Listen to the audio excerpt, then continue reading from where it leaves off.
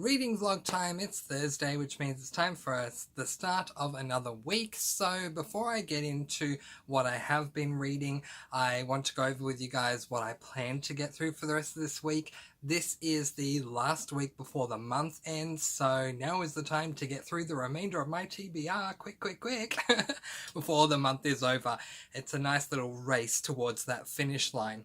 So here's what I'm looking at reading for the remainder of the week. Pretty Little Liars, Heartless, Pretty Little Liars number 7 out of 8 that I plan on reading by Sept. The Witching Flower by Samantha Silver. This is a cozy mystery. It's going to be my first cozy mystery attempt. So yeah, big thank you to all of those cozy friends that I've been making. You guys are getting me onto my first cozy read. Well done, thank you. My final Animorphs for the year, Animorphs book number 5, The Predator. This is a middle grade sci-fi. I will do an Animorphs video coming up soon where I talk about all 5 of them, so we'll discuss that. Second Goosebumps book for the year, Stay Out of the Basement, a middle grade horror. White Sand Volume 3 by Brandon Sanderson. And then, because, you know, if this is not already enough, got less than a week to get through all this, then I'm going to be starting my first read for September, which will be this book, this massive chunker of a book, A Little Life by Hanya Yanagihara. I can hear the no's already, but unfortunately, you guys, I'm sorry, but I DNF'd Piranesi. It was not working for me.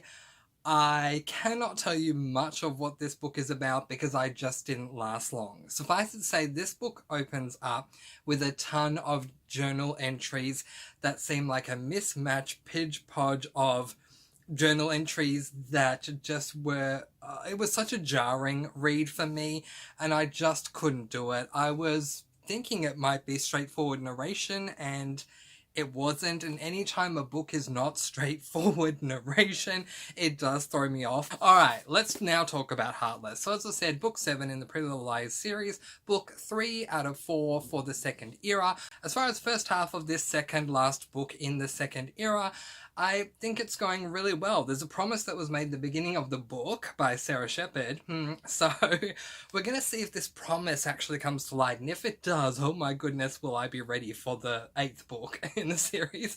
But so far so good. And I am currently up to page 153, which is a little bit over halfway. So we'll see how we go. It is Saturday. For some reason I think it's Tuesday, but it is Saturday. I'm about to go into my very first buddy read monthly wrap, so I'm going to try and keep this as quick as possible. I've got my Starbucks on me. I have finished Heartless. Okay, my reaction and my rating reflects the title. It was a heartless one. I gave this book 3 stars.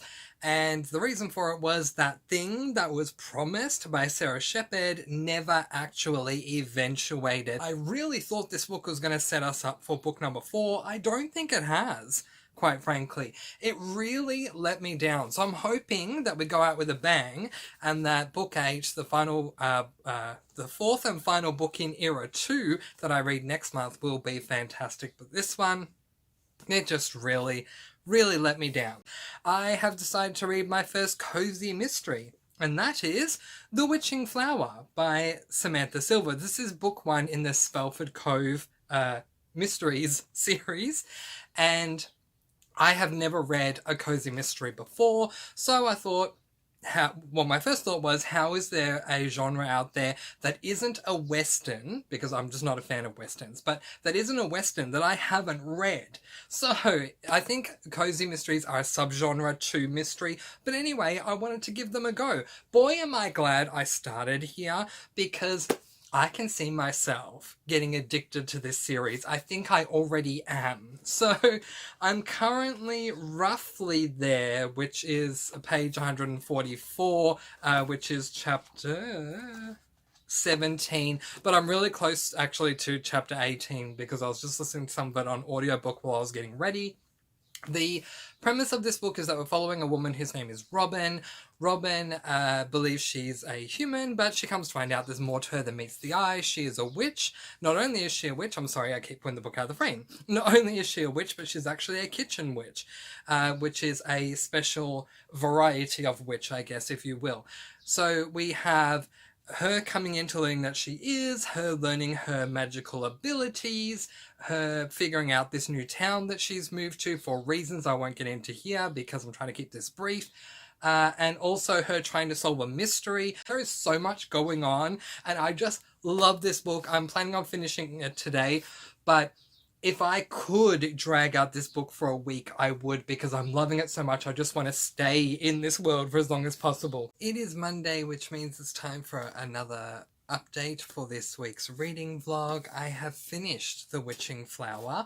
Finished this actually a couple of days ago. So I really enjoyed this. I enjoyed it so much I finished it in 2 days. This is my first ever cozy mystery, and if this is accurate representation of what a cozy mystery actually is, then I'm in, and can I read more? I had so much fun with this book. I really enjoyed the culture of this world of Spell Cove. I really enjoyed the characters. I loved there is a familiar that you can see on the cover, who is a character and a half, by the name of all names, William Shakespeare, and I love him. He is very sassy, and his favorite pastime is reading books, so I think we would get along really, really well. I end up giving this book 4.5 stars because I actually didn't enjoy the reveal of the mystery side of this book, despite the fact that it is a cozy mystery, which is a subgenre to the genre of mystery, which should be my focus of this book. I loved everything else about the book so much. That's why it has such an elevated rating. I'm intrigued to see where the series goes with the mysteries that come up with the next couple of books in the series, but I love this, and I'm definitely going to continue on with the series. It's more a question of when I can fit it into my TBR. So then I moved on to this book, which is wrapping up the White Sand series, which is one of my last books in the Cosmere timeline to catch up with.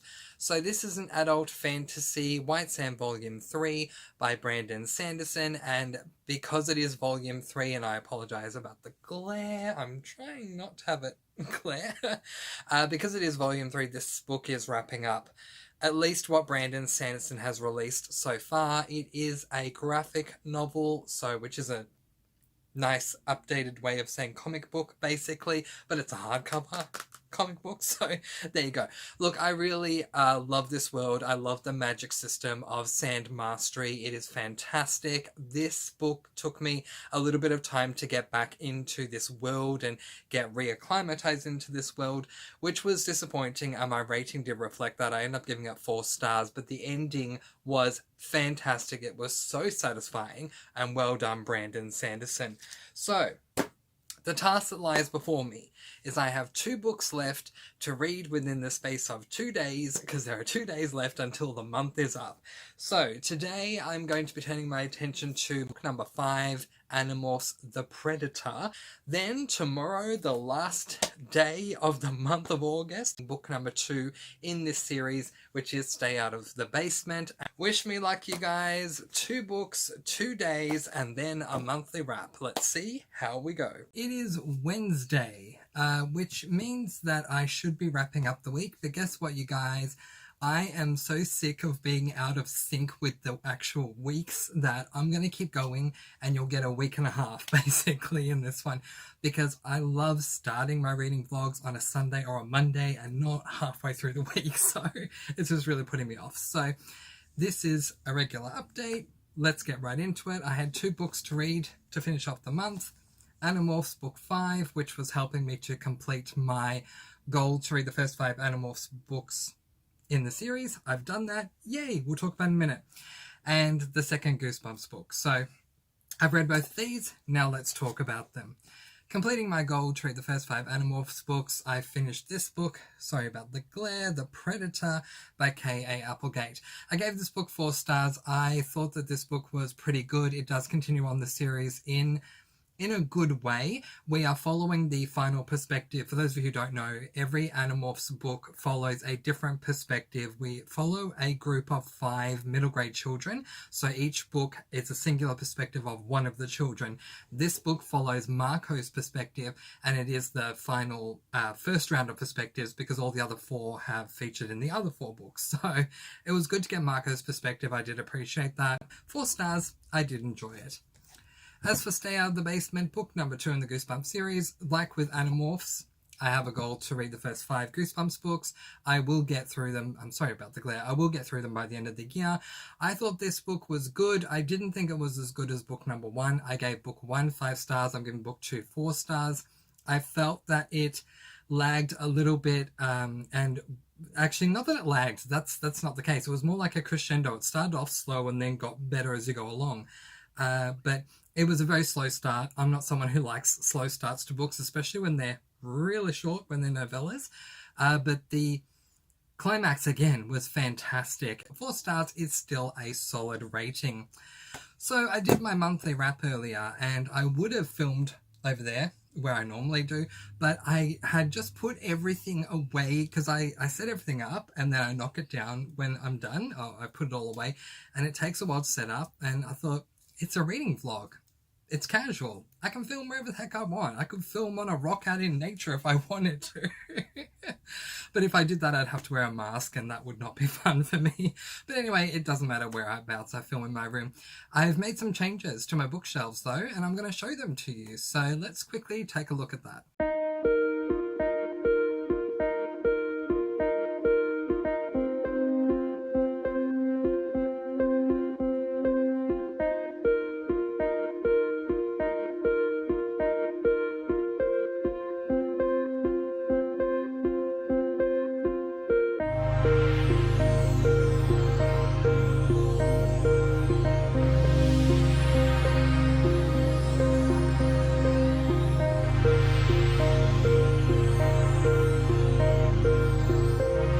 Seasons come and seasons go. I'm sure you can see there's a new tapestry in the background here because spring has most definitely sprung here in Melbourne, Australia.